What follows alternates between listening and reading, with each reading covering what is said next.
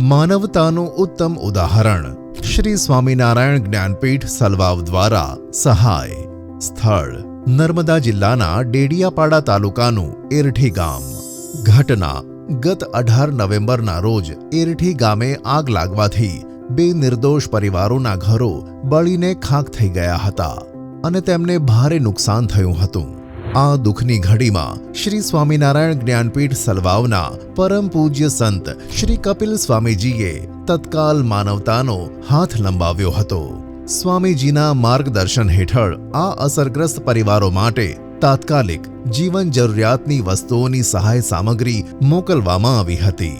મદદમાં સમાવિષ્ટ વસ્તુઓ ગરમ ધાબળા, કપડાં, વાસણ, અનાજ અને અન્ય ખાદ્ય સામગ્રી.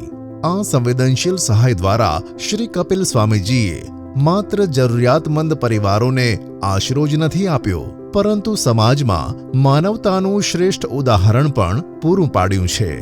જ્ઞાનપીઠનો આ સેવાભાવ પ્રેરણાદાયી છે.